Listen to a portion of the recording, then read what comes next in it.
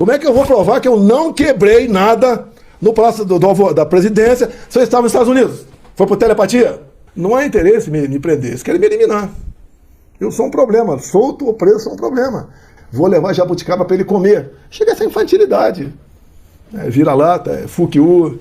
Pô, é o tempo todo assim. Agora, parece que para esse governo que eu sinto, o caos é importante. Eu aqui só estou, no meu entender, respondendo esse processo, que eu tenho nas pesquisas, tá aí as pesquisas aí, que eu estou na frente do Lula em qualquer situação.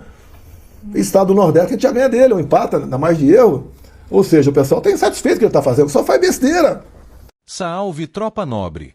Fizemos uns cortes nessa entrevista que o capitão deu para o Poder 360 e separamos os melhores momentos para vocês curtirem. Galera, por favor se inscreva no nosso canal para que a direita possa ter mais vozes na internet e ajude a compartilhar esse vídeo para que outros possam se interarem no assunto. Eu queria saber se o senhor mudou de ideia, permanecer no Brasil, tem alguma avalia, viajar para outro país? Não, eu estou com 70 anos. Já sinalizou? Não? Eu estou com 70 anos de idade, cheio de problemas de saúde. Como é que eu vou para outro país?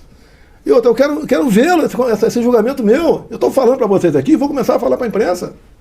Como é que eu posso ser responsável por danificar patrimônio se eu estava nos Estados Unidos?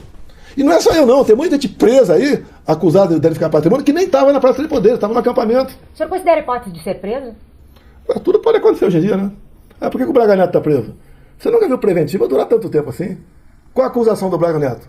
Interferência no inquérito já tinha acabado. O que o senhor queria questionar o TSE era em relação ao resultado das eleições ou em relação à efetividade das urnas eletrônicas?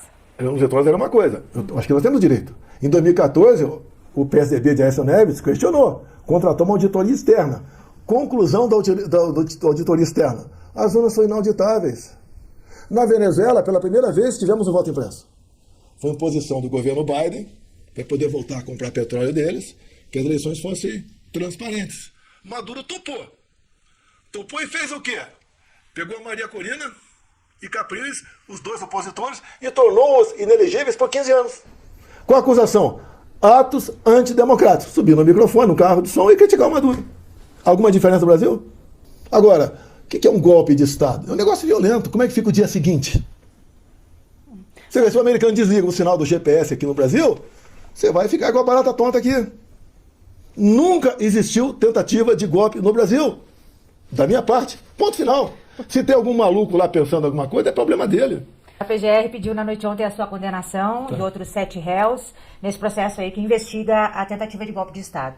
As penas somadas chegam a mais de 40 anos de prisão. Qual será a sua estratégia de defesa, presidente? Olha, você falou 5 crimes.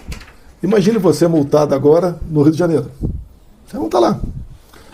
2 crimes são relacionados à depredação de patrimônio. Eu estava nos Estados Unidos. Eu não estava aqui. É uma coisa que eu tenho até vergonha de falar. Eu tenho vergonha de ver que o PGR botou isso como crime meu. Daí tem mais, liderar organização criminosa armada. Mas o que aconteceu? Eu era chefe supremo das Forças Armadas. As Forças Armadas foram para a rua? O 8 de janeiro foi uma tentativa de golpe de Estado? O próprio atual ministro da Defesa disse que não foi. Outros 2 ex-ministros, como Aldo Rebelo e Nelson Jobim, também falou que não foi. Sarney também falou que não foi. Agora, por que quase 200 câmaras sumiram do Ministério da Justiça de Flávio Dino? Porque provaria que o quebra-quebra foi antes da turma que estava lá no acampamento chegar aqui. Mas o PGR, na denúncia que ele faz, o Paulo Gonet, ele diz no pedido, no pedido de condenação, que o senhor alimentou diretamente a insatisfação e o caos social depois de perder as eleições em 2022 e que não reconheceu essa derrota de forma clara. E dessa forma teria mantido os seus apoiadores em estado de mobilização, o que levou ao 8 de janeiro. O que o senhor acha? Eu quero uma imagem, uma matéria da imprensa, eu fazendo críticas contundentes, em novembro e dezembro de 22. Não tem. Não tem. O senhor reputa, agora, eu então, queria olha só. Mobilização. Não, olha só. O pessoal foi para os quartéis pelo Brasil. Decisão minha. É melhor ficar lá do que ficar na rua. Lá estão protegidos.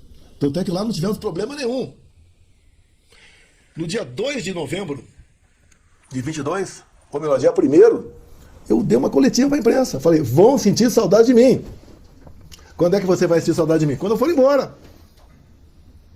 E dei meu recado ali, nós não somos igual à esquerda. Não podemos fechar rodovias. invadir, depredar patrimônio. No dia 2, eu fiz um vídeo conclamando aos caminhoneiros que desobstruíssem as pistas pelo Brasil. Se eu quisesse o caos, eu alimentaria isso daí. Qualquer uma pessoa minimamente inteirada no assunto vê que aquilo foi uma baderna que saiu do controle. Então você vê aqui, tentativa de abolição violenta do Estado Democrático de Direito, golpe de Estado, liderar organização criminosa armada. Não teve arma. Se você pegar as polícias legislativas da Câmara e do Senado, nenhuma arma foi apreendida. Quer dizer, uma denúncia que é difícil você defender. É quase você se defender, por exemplo, de uma acusação de ter matado um marciano. E nem o corpo do marciano estava ali. Ou seja, mais do que minha vida foi revirada, até sobre baleias me investigaram.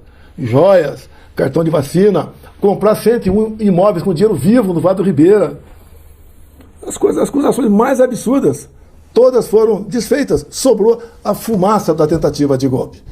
Até outro dia, conversando com um colega de Israel, ele falou que golpe foi esse que o Mossad não estava sabendo. Ou seja, querem condenar, me tirar do jogo político, porque as minhas inegibilidades são tênues. Abuso de poder político e reunir-se com embaixadores. 2 meses antes, o ministro Fachin do TSE se reuniu com embaixadores. E terminou a reunião falando o seguinte: tão logo o TSE anuncia os resultados, os seus respectivos chefes de Estado devem reconhecer o ganhador das eleições, ué. Tinha certeza que seria o Lula? Como assim? O TSE pesou na mão contra mim. Eu não podia falar que o Lula, por exemplo, defendia o aborto. Eu não podia falar da ida do Lula no Complexo do Alemão com boné CPX na cabeça. Eu não podia mostrar imagem do 7 de setembro. Eu não podia fazer live da minha casa, que eu morava naquele momento, no Alvorada. O senhor vai, então, seguir nessa mesma linha na sua defesa, de levar todos esses elementos que o senhor já apresentou diante desse pedido de condenação da PGR? Nós já levamos. Você quer ver? O relatório da Polícia Federal não me bota no 8 de janeiro. Eu estava nos Estados Unidos. O PGR me coloca no 8 de janeiro. Não tem cabimento se defender disso. Te digo uma coisa a vocês duas aí. Caso eu estivesse em Brasília no dia 8 de janeiro, eu ia buscar à noite ou na madrugada, eu estaria preso ou morto. Não é justo o que estão fazendo comigo e com os demais colegas meus sobre essa tentativa de golpe. Nada foi tentado. Quando há uma tentativa de golpe em qualquer lugar do mundo, ou um golpe, você fica sabendo em poucos minutos. Bilhões de pessoas sabem poucos minutos depois daquilo, aqui, até hoje. O mundo tomou conhecimento disso como? Como é que foi debatido as eleições lá atrás, do AS e Dilma, que foi feita até uma auditoria, que chegou a essa conclusão que as urnas eram inauditáveis? Como é que fica as eleições da chapa Dilma Temer também? Dilma Temer foi um negócio também esquisito. A chapa foi declarada legal por excesso de provas. E quando acabam as eleições? E eu começo a questionar, tinha uma série de petições. A primeira indefere, tudo bem, e dá uma multa de 22 milhões. O que nós decidimos no partido? Não vamos recorrer e nem vamos apresentar outra. Se apresentar outra, vai ser 200 milhões a multa, quem sabe caçar o regime do partido. Isso é democracia? Eu fui convidado pelo ministro Fux, ou eu pedi audiência com ele, não me lembro, e fui conversar sobre eleições com voto impresso para 2018. O TSE chegou a comprar urnas, fazer licitação. Depois o Supremo falou que era inconstitucional. Então é inconstitucional na Venezuela agora, também tem voto impresso. A questão do Paraguai também tem voto impresso. E você vê aqui a segunda inelegibilidade minha, ou melhor, a primeira, o abuso de poder político, foi, eu critiquei as urnas. Quem entrou com a ação? Foi o Carlos Lupe. O que o Carlos Lupe disse há pouco tempo, em 2018, se não me engano, nas inserções do horário eleitoral gratuito. O Carlos Lupe é cidadão aqui. Sem a impressão do voto, não há possibilidade de recontagem. Sem recontagem, a fraude impera. Carlos Lupe. Então, o próprio Flávio Dino já criticou a urna eletrônica. Vários parlamentares criticaram, apresentaram o projeto. Nós derrubamos o veto, a Dilma Rousseff vetou o meu voto impresso. Nós derrubamos o veto com voto, inclusive, de petistas. Agora, eu não poderia mais entrar com petições junto ao TSE. Uma que eu ia entrar era sobre essas três resoluções extemporâneas. Não pude entrar. Daí eu perguntei para os colegas, o que a gente pode fazer dentro das 4 linhas? Tem alguma coisa na Constituição? Alguém falou, estado de sítio. Falei, peraí, é uma coisa violenta. E o que é o estado de sítio? O presidente convoca os Conselhos da Defesa e da República. Foi feito isso? Não foi. Se tivesse feito, convocaria, mandaria uma mensagem para o parlamento, pedindo autorização para baixar o decreto. Para que, presidente, esse decreto seria uma alternativa a não deixar o Não. Primeiro, você sempre tem GLO na cabeça para paz no Brasil. Você passa 4 anos com GLO na cabeça. Eu estava buscando alternativas dentro das 4 linhas. E no começo eu vi que não dava, esquece. Eu tive reunido com o ministro Zé Múcio no começo de dezembro na minha casa, na Alvorada, onde ele foi conversar comigo. Queria ter mais liberdade junto aos comandantes militares. Liguei para o ministro da Defesa. A transição foi tranquila. Nós nomeamos Geraldo Alckmin no comecinho de novembro como encarregado da transição pelo lado de lá. Por lado de cá era o Ciro Nogueira. Ninguém reclamou. Fizemos uma transição tranquilíssima. Nunca eu joguei fora das 4 linhas. Se eu quisesse, se tivesse mal intencionado, faria algo antes das eleições. Trocava comandante de força, coisa mais, não é tem dificuldade nenhuma. Trocava minha defesa, trocava isso, trocava aquilo. Tem deputados processados por ocupar a tribuna da Câmara. Em 2001, eu estava aqui em Brasília, eu cheguei em 91 aqui. O artigo 53, que os deputados eram invioláveis por palavras, opiniões e vozes. Nós botamos o pronome lá indefinido quaisquer. Para não ter dúvida, o parlamentar pode defender o que ele bem entender. E temos deputados de nome, como o Nicolas, meu filho que está nos Estados Unidos, o Gaia, o Cabo Gilberto da Paraíba, e tantos, uns 25, sendo processados por usar a tribuna da Câmara. Nós vimos há pouco uma colega de vocês recebendo uma multa absurda, porque ela publicou, do impresso lá do Rio Grande do Sul, o salário de uma juíza. Você não pode mais. Aqui eu vi aqui, né? Nosso compromisso é com a verdade dos fatos. Parabéns a vocês fazem isso. Nós estamos caminhando para uma situação que você vai perder a paz do Brasil. Eu aqui só estou, no meu entender, se respondendo esse processo, que eu tenho nas pesquisas, tá aí as pesquisas aí, que eu estou na frente do Lula em qualquer situação. Estado do Nordeste, a gente já ganha dele, ou empata na margem de erro. Ou seja, o pessoal está insatisfeito com o que ele está fazendo, só faz besteira. Provoca o americano o tempo todo. Até digo para você, talvez você vai estar nesse assunto aqui. Se eu fosse presidente da República, o acordo com os Estados Unidos teria sido já feito aos modos da Argentina, onde 80% dos produtos não são taxados. Por que aqui está em 50%? Porque ele provoca o tempo todo. A questão do BRICS, né? Queremos uma moeda padrão diferente dos Estados Unidos. Provoca o tempo todo. Provoca lá ao lado do Irã contra Israel, ao lado do Hamas contra Israel. É o tempo todo provocando, e até chega a infantilidade. Vou levar jabuticaba para ele comer, que eu sei de chuva jabuticaba, né? Vou levar jabuticaba para ele comer. Chega essa infantilidade. Vira-lata, fukiu. Pô, é o tempo todo assim. Agora, parece que para esse governo que eu sinto, o caos é importante. Voltando ainda na questão do pedido de condenação e do seu processo, a delação do tenente-coronel Mauro Cid, que foi o seu ajudante de ordens, foi fundamental na construção da denúncia que foi feita. Fizeram a pesca probatória em cima do telefone do Cid por causa de um cartão de vacina. E o telefone dele tinha coisa desde antes de eu conhecê-lo. E daí, a partir dali, começaram a fazer histórias em cima disso aí. E teve ameaça em cima da esposa e da filha por falsificação de cartão de vacina. Agora pegaram um zap dele dizendo que eu nunca havia pedido para ele falsificar meu cartão. Tanto é que foi arquivada essa questão. E parece, pelo que tudo indica, né, que encontraram mais alguma coisa lá que mexe com a vida pessoal dele. Parece que é isso aí. A última, até na calhação com o João Braga Neto. Tinha um pacote de vinho lá que tinha 100 mil reais. Eu sabia como, se não viu, estava lacrado. Pelo peso. Eu posso pegar um maço de dinheiro assim para você, aqui tem 1.000 reais. Ou tem 200 mil reais, se for nota de 2 reais ou de 200. Tá? Tanto é que nós pedimos os vídeos das delações, desde a qualificação até o término. Não conseguimos todos esses vídeos. Então é uma suspeição forte nesse sentido. O que é uma delação premiada? É espontaneidade, que ele não teve, é verdade, que foi mudada várias vezes, e provas que não tiveram. Então uma delação que, se fosse na Lava Jato, tinha sido anulada há muito tempo. Como é Jair Bolsonaro, que atrapalha o sistema. Como é que é atrapalhar o sistema? Você pega um Porto de Santos, dá prejuízo de 500 milhões por ano. Comigo passou a dar lucro de 500 milhões. Para onde ia ser R$1 bilhão? Você pega o Itaipu Binacional, que apenas gerava energia. A gente entra lá, troca a diretoria, tivemos dificuldade para trocar algumas coisas lá, trocamos. Ao longo de 4 anos, diminuímos a tarifa em 45% do valor em dólar, diminuímos, fizemos a segunda ponte com o Paraguai, de um vão de 470 metros, alongamos 600 metros a pista do aeroporto, asfaltamos a transboiadeira a pedido do Ratinho do Paraná, obras de pequeno vulto, em quase 60 municípios, no entorno do lago de Itaipu, nós fizemos acontecer. Para onde ia essa grana? E você vai em todos os estatais. Correios. Foi superavitário comigo em 4 anos, mas você vê no último está em vermelho, não? Por que está vermelho? Está no azul. Tá vermelho.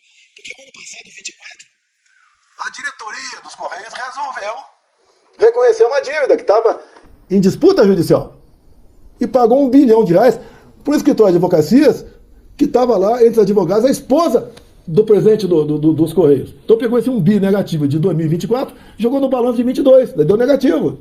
E agora tem mais um rombo que está vindo aí, vai passar para 2040. Assim é a administração da esquerda, assim é o PT. Então quem ganhava dinheiro lá atrás nos Correios passou a não ganhar comigo. Tem que tirar esse cara daí. Eu não tirei dinheiro da imprensa porque eu era mau. Eu fui o único presidente que teve que trabalhar com teto de gasto no Brasil. Eu não podia gastar mais do que aquilo. Vou cortar onde? Vou cortar na imprensa, na propaganda, vou cortar por aí, um montão de coisa cortada por aí. Não tinha patrocínio mais para quase nada. Tá? Lei Rouanet, botamos lá para baixo, que Lei Rouanet é o dinheiro que, em vez de entrar no orçamento, é abatido aqui embaixo. E a Lei Rouanet é um negócio complicado. Em alguns casos, né, a pessoa chegava lá, eu quero 10 milhões, chegava para o empresário, ele diminuía esse valor aí, acertava, e depois o cara aqui ia lá no Ministério da Secretaria da Cultura e acertava mais alguma coisa, chegava metade para ele. Então, uma jogada excepcional. Então, grandes artistas, não são todos que mexem com a Lei Rouanet, eram revoltados comigo. Tanto é que fizeram vídeos maravilhosos que a Amazônia está pegando fogo. Agora está pegando fogo o dobro na Amazônia, eu não falo nada. É uma pessoa que sequestrou o Supremo Tribunal Federal e faz o que bem entende. Prende, ele vai interrogar, ele vai julgar, ele diz que é vítima porque tinha um plano para assassiná-lo. Agora, a pessoa que pegaram esse plano, chamado Punhal Verde e Amarelo, não foi ouvida até hoje. Então interessa para o relator e para o PGR aquela narrativa. Tinha um plano para nos matar. Se você ler 2 páginas e meia, você cai para trás. É uma coisa ridícula. Se tivesse um plano, os forças especiais para alguma coisa, se o plano fosse justo, teriam executado. Ninguém nunca pensou em matar ninguém. Eles não pensaram, tentaram matar. Tanto é que se a Polícia Federal trabalhasse 10% do que trabalhou para mim, para o caso Adélio, teria chegado a uma resposta de quem mandou me executar. E o Adélio é o cara mais protegido hoje em dia. O delegado que foi encarregado do inquérito do Adélio, lá de Minas Gerais, que chegou à conclusão que era o lobo solitário, foi ser diretor de inteligência da PF. E segundo a própria mídia, a preocupação dele era com os meus inquéritos. E agora está em Londres. Foi para lá descansar. Premiado. O Adélio não é um maluco. Ele não é o lobo solitário. Ele foi no dia 5 de junho de 18, em São José, Santa Catarina, sabendo que meu filho, o 02, iria para lá. O Carlos iria para lá. Quem deu dinheiro para ir para lá? Quem deu a informação que o Carlos estaria lá? Nós não conseguimos quebrar o sigilo do telefone do Adélio. Quebraram o meu, da minha esposa, de todo o meu redor. Agora, do Adélio não foi possível quebrar, nem vou falar do advogado. Tentamos também, o advogado é quase impossível, né? É um direito dele, não me entender. Mas quebraram o sigilo do outro advogado meu, o Frederico Vassef, quebraram o sigilo dele. Se eu tivesse morrido em 2018, o Brasil já seria não uma Venezuela, mas uma Cuba. Imagine o PT administrando R$1 trilhão, foi que nós já estamos na pandemia. Eles sumiram com 50 milhões de reais, aquela história da casa de maconha, que foi 10% disso foi para o prefeito de Araraquara, que agora acabou de falar, o prefeito de Araraquara, que o Trump é o maior fascista do século XXI. É só provocação. Não há interesse em me prender, eles querem me eliminar. Eu sou um problema, solto ou preso sou um problema. E eu não ataco o Supremo Tribunal Federal. Assim como vocês falam em fatos ali, eu falo em fatos também. Não justifica o Alexandre de Moraes, é o relator e vai me julgar agora. Ele é vítima. Ele não disse que tinha um plano para que Punhal Verde e Amarelo queriam matá-lo, como é que ele vai julgar? Nós dois brigamos num evento qualquer. De repente você um vai julgar o outro. Não tem cabimento isso aí. E, presidente, o que significaria para o senhor ser preso? Estar na prisão? Eu jamais passou na minha cabeça que eu não sou bandido. Bandido foi esse que está no governo e foi solto, condenado em 3 instâncias. Não passa a minha cabeça aí, eu não consigo entender. Preso por quê? Por depredar patrimônio? Você estava nos Estados Unidos? E se for uma tentativa armada, se não encontrou ninguém armado aí, o que é um golpe de Estado? É Forças Armadas, é tanque nas ruas, é você ter um núcleo político, ter um núcleo financeiro, ter apoio do setor, ter apoio da imprensa, apoio internacional. Isso é um golpe. Nada foi sequer pensado, não é cogitado, pensado. E se fosse pensado, como não começou nada, não tem crime. O que aconteceu com o Carlos Lupe no dia de ontem no Supremo Tribunal Federal? A roubalheira dos venenos foi arquivado. Carlos está fora do processo. No meu entender, de que vale uma CPMI agora, ou CPI no Congresso? Não é para mais nada. Se o chefe, o ministro do INSS, né, da Previdência, já foi arquivado a ação contra ele, ele vai dar fora. Agora, eu fraudei o INSS? Se nós começarmos em janeiro 19, uma medida provisória para exatamente evitar que tudo isso acontecesse? Mas o argumento do atual governo de que justamente essa medida ampliou a possibilidade de cadastro de algumas entidades, o senhor refuta esse argumento? Não existe isso. Por quê? Nós apresentamos uma medida provisória para exatamente você fazer uma reclassificação anual de quem está descontando. Essas pessoas, as pessoas mais pobres, não sabem que é assim. Eles ficam obrigados financeiramente e não vê quando descontar no Olerite. Você não sente, você me dá uma nota de R$5 todo mês, você sentiria. Mas quando vem descontado, você não sente. São pessoas que por anos foram descontadas. E agora o cara já está fora disso. O cara que me acusa de criticar a urna eletrônica, acabei de mostrar a vocês, ele é o maior crítico, está inclusive no Facebook até hoje dele. O pessoal vai no Facebook do Carlos, está lá até hoje. Valeu que ele vai tirar esse vídeo daí. Por isso a gente vê que não há uma reação da sociedade contra mim. Muito pelo contrário. E até pessoas humildes estão vendo o tamanho da perseguição. Me perseguindo de todas as maneiras possíveis e imaginárias. Tudo. Até minha esposa foi investigada por R$1.900 de moedinhas pega no lago. Graças a Deus ela havia doado para a instituição com recibo. Então eu tinha acusado de tudo, de roubar joias, de falsificar cartão de vacina. Eu pedi para a Polícia Federal investigar uma fraude em Peruche, São Paulo, que havia me colocado como vacinado. E o e-mail que vacinou era lula@gmail. É fácil chegar na pessoa. Quem tem um domínio desse, a princípio, não é uma pessoa qualquer. A PF não investigou. E me acusa de interferir na PF. Interfere agora. Eu não pude botar o Ramalho lá atrás. Agora esse que está aí, que é amigo do Lula há anos, está lá. Presidente, eles querem taxar os produtos brasileiros em 50%, o Donald Trump disse que uma das razões disso era justamente a questão de existir uma caça às bruxas no julgamento do senhor aqui no Brasil.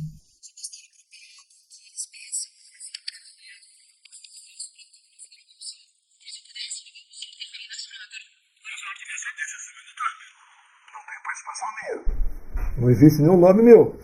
Qualquer um está vendo o que acontece comigo. Eu tive problemas com o Trump em 2019. Ele queria taxar o nosso aço. Eu fui lá e conversei com ele. Não taxou o nosso aço. É o que o Milei fez agora. Conversou com o Trump. 80% dos produtos argentinos, não, tarifa zero. O restante, em torno de 10%. Se esse governo tivesse interlocução com o governo americano, iria falar com ele. O presidente norte-americano disse que era em razão do processo que o senhor está sofrendo aqui no Brasil. Ele citou o meu nome, Caça Bruxas. Ele citou também a questão das redes sociais. Das redes sociais, que é a liberdade de expressão, e tem também a questão do comércio americano. E também está implícito ali o Lula querendo aqui o fim do padrão dólar nas negociações com o BRICS. E o BRICS virou um ajuntamento de ditadores.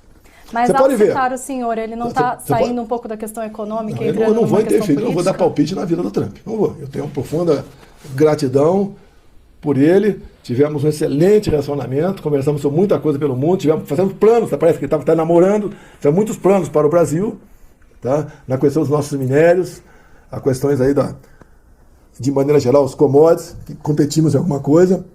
E ele sempre falava que, pela primeira vez, tivemos um presidente não hostil aos Estados Unidos, que foi eu.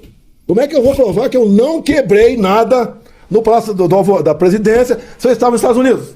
Foi por telepatia? Eu queria perguntar, não. O Gonê, por exemplo, quando eu fui interrogado, ele leu lá, aqui ó, Brigadeiro Pazini falou que as tropas estão à sua disposição, kkkk. O senhor tem a dizer por isso? Eu falei, ô, prezado procurador, ele é formado pelo ITA. Está de pijama há 15 anos. Nunca teve tropa à sua disposição. Ele ficou olhando para o Alexandre de Moraes. Essas são as acusações? A taxação entra em vigor dia 1º. O Trump falou que não é agora, mas vai conversar com o Lula. Não vai ser agora. Ele vai propor alguma coisa para ele. O que é? Não sei. Mas vincular a anistia do senhor e de outros envolvidos não estou vinculando nada disso aí. Lá atrás, quando apresentou o primeiro projeto da anistia, queriam botar uma anistia para mim sobre inelegibilidade. Eu falei, não. É só o de janeiro. Eu não tenho nada a ver com o de janeiro. De repente, repito para você, a PF não me coloca no Rio de Janeiro, mas o procurador me coloca. Porque sem o Rio de Janeiro, não tem como eles conectar outras coisas.